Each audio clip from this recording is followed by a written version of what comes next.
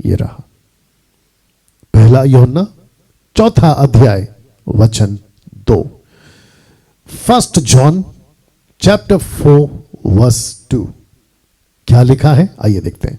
लिखा है, परमेश्वर का आत्मा। तुम इस रीति से पहचान सकते हो कि जो कोई आत्मा मान लेती है कि यीशु मसीह शरीर में होकर आया है, वह परमेश्वर की ओर से है। वो आत्मा परमेश्वर की ओर से है। पास्टर डैनियल, ये इतना सिंपल लाइन कि जो कोई मान लेगा कि यीशु शरीर में होकर आया, ये तो कोई भी मान सकता है, इसमें कौन सी बड़ी बात है। और इसको ऐसी ब्रैकेट में कि परमेश्वर का आत्मा अगर है तो वो मान लेगी। उसका उल्टा करें, अगर कोई नहीं मानता कि यीशु शरीर में होकर आया, वो आत्मा परमेश्वर की ओर से नहीं है।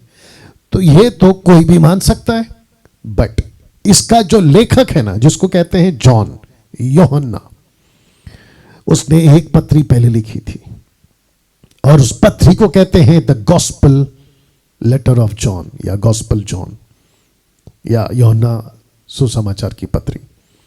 ये वाला जानते हो इसने क्या लिखा था? इसने लिखा था यूहन्ना 1:1 में, जॉन 1:1 में लिखा था, आदि में वचन था, वचन परमेश्वर के साथ था, वचन परमेश्वर था। आप इसको पढ़े होंगे, लेकिन आपने इसी यूहन्ना को इसी अध्याय में वचन 14 में यह कहते हुए पढ़ा होगा, जो मैंने अभी रखा है कि वचन देहधारी हुआ, द वर्ड बिकेम फ्लैश। तो इसका कनेक्शन इसके साथ है कॉन्टेक्स्ट में। तो लेखक पहली सदी में अपने जीते जी जब बातों को लिख रहा था, यीशु के 20 से 30 साल के बाद जब वो उठा लिए गए, तब उसने यह बात कही और कहा कि जिसको हम यीशु कहते हैं वो वचन था, वो वचन था, आदि से था, और वो वचन परमेश्वर था, थियोस। और वो परमेश्वर जो वचन था वो देहधारी हुआ, बिकम फ्लैश, वो शरीर में प्रकट हुआ। और यहां पे क्या लिखता है कि जो कोई आत्मा ये मान लेती है कि यीशु शरीर में होकर आया, वही आत्मा सही है। तो इसका मतलब ओनली जीसस, यहोवा विटनेस, माता यरूशलेम, इल्युमिनाटी और ऐसे बहुत सारे कल्ट ग्रुप्स हैं जो ये कहते हैं कि यीशु परमेश्वर हो ही नहीं सकता, वो गलत आत्मा में आ गए। मैं अभी रखूंगा। तो इस वचन के मुताबिक यीशु देहधारी हुआ, क्योंकि यीशु परमेश्वर था, यीशु आदि से था, यीशु शुरू से था, he was from the beginning.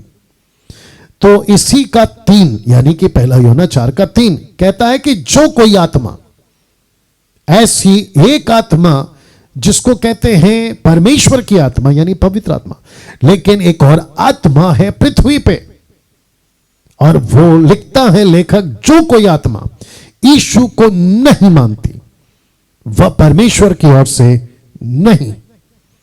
वही तो मसीह का विरोध की आत्मा है, जिसकी चर्चा तुम सुन चुके हो कि वो आने वाला है और अब भी जगत में है। तो मैं फिर से पीछे जाता हूं। आज का जो टॉपिक है, मसीह विरोधी की आत्मा अब भी जगत में है।